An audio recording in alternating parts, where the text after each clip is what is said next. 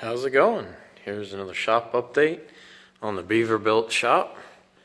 The lodge, as I'm calling it, for fairly obvious reasons anyway. But hey, I've got paint on the walls and not this other crappy job of sort of rolled on blech that's been around for a while. I actually got really decent paint.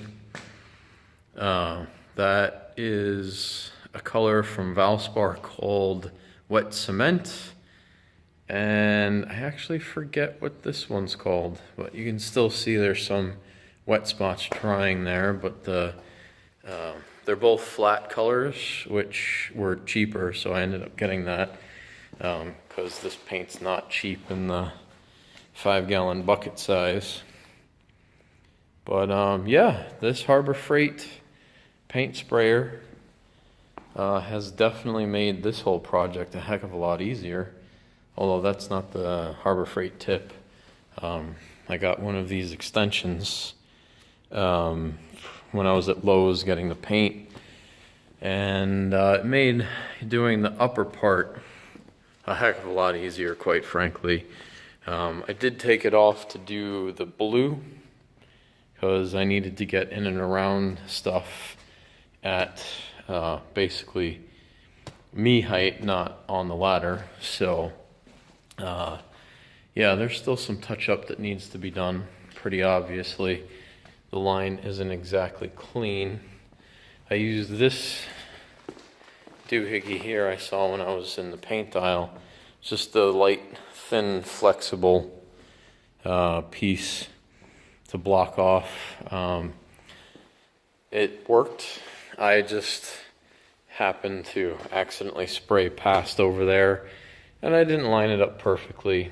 And you can see right in there some of the spot that I didn't get, but that's going to be behind the wall for the bathroom, which is going to come out past the water piping here. You can actually see the marks there about where the interior and exterior of the walls are going to be. That'll give enough room for a sink right in this area. This vent stack, I think I mentioned it before, is going to be taken at a 45 up to the wall and out the top. The toilet's going to get rotated, and the water heater is going to be put up above the sink on a platform. And then I'll be able to open the door all the way. And speaking of doors, you might notice that the electrical is all put back together. Pardon the brightness. I am actually back on a meter. They did a really nice job installing that. They finished up this morning just before I got here, so it didn't take them that long, but they had to go through and redo a bunch of the stuff in there, which is definitely okay. Although I did get informed by the electrician that the electricity in this area and this building is it's 3-phase, but it has a hot leg. So they said it's 110, 110, and 220. And I'm not sure about that. I got to check that out. So they said be careful where I put the breakers in the box, because depending on what leg the breaker is on, it could be, well, stupid covers. Anyway, I got to get more breakers in here when I wire stuff, so I'm not really worried about that. But I have to be careful which slot I put the breakers in, and just to make sure that from 110 circuits, I end up with a 110 leg and not a 220. So I'll double check that. It is what it is. But yeah, I really like this paint sprayer. I prefer it at the $167 price to the whatever price it is more. I've got some, since I'm not going to be using it for a while, I've filled it basically with this pump armor stuff just as an anti-corrosive.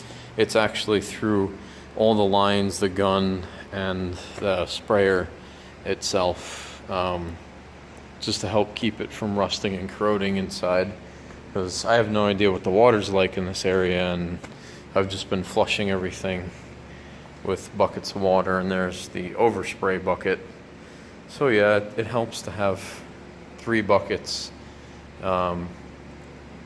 One usually would be full of clean water that gets pumped through for priming, and then overfill or priming bucket, because you've got the suction tube, which is the bigger one here, and then you have the priming tube, so that cuts out all of the pressure side of things, just to get whatever liquid you're pumping through into the pump so it doesn't airlock on you.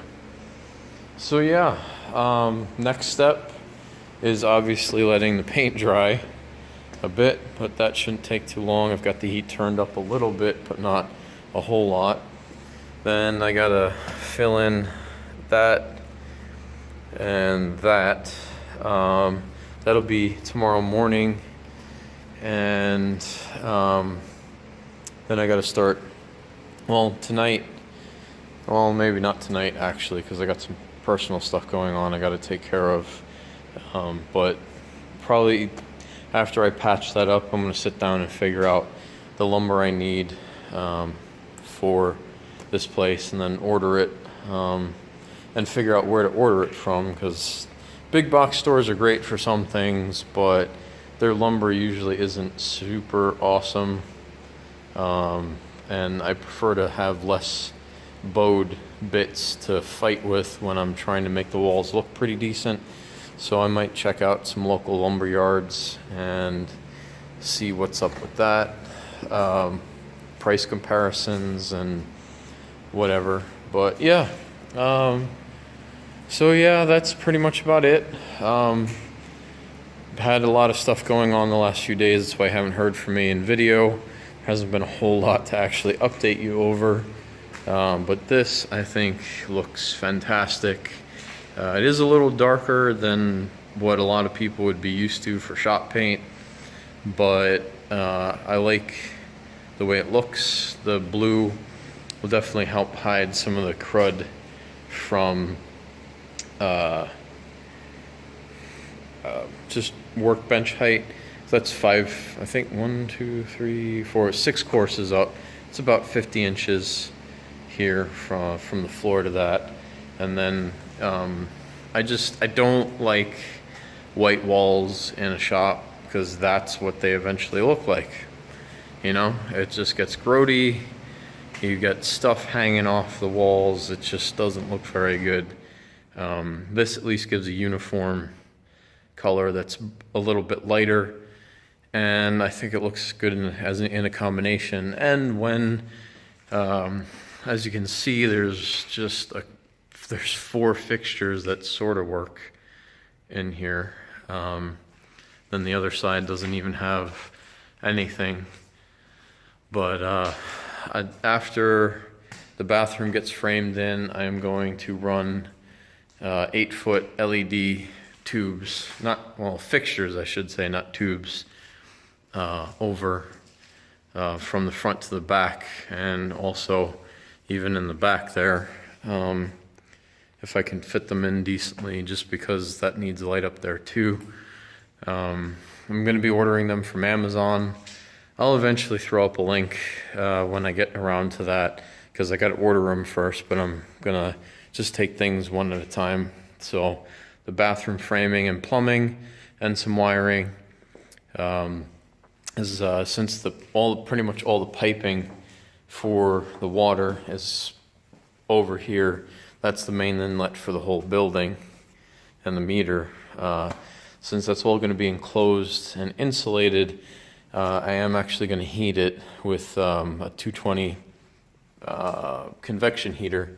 Again, I found it on Amazon, reasonably priced for the square footage of what this is going to end up. It's probably almost overkill, but you know, it's nice to not have to worry about having cold buns when you're sitting on the pot. And overall, yeah, I think this is going well. Not as fast as I'd like, but it's certainly progress, and I'm just going to keep plugging away. anyway, if you want to follow along, definitely check me out on Instagram at Beaver. Subscribe here on YouTube. You can check me out on Facebook. I post slightly different things with all the social media. And I'll probably have another video for you tomorrow or the next day. And just as a kind of preview, I'll be using this thing here, another Harbor Freight tool. Like, my main deal is that I am not a woodworker. I can frame stuff.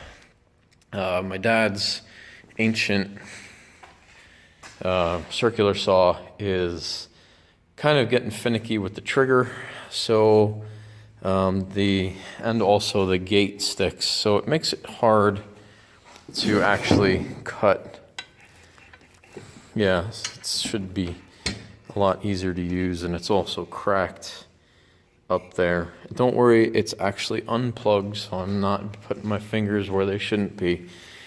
But yeah, this thing, it was on sale for $99. I had a 20% off coupon, and I put on a decent set of, well, it's Hitachi, had a three blade set with a roughing, middle, rough cut, fine, and then finish and trim, which I probably will actually use later, but it was, I think, $24 on sale. It makes, the middle blade makes a really nice cut. I had to tune that side angle on here a little bit, but other than that, these markings, as far as I can tell, at least the 45s and the 0 are pretty much dead on. So for $80 plus tax, it's going to make my life a whole lot easier doing the framing on this, and it's definitely going to be easier than using a circular saw. So yeah, I'm not investing a whole lot of money into tools that I honestly just don't care about. I'm not a woodworker. I don't intend to be. This, if it lasts through the bathroom project, and then after, it'll be more than good enough. But I've got some rants. Well, I don't know about rants, but I've got some points on buying tools that I'll go over in a video eventually. So that's something to look forward to. So yeah, like, subscribe, all that jazz, and I'll catch you later. Have a good day. Be as safe as you can while being awesome. Bye.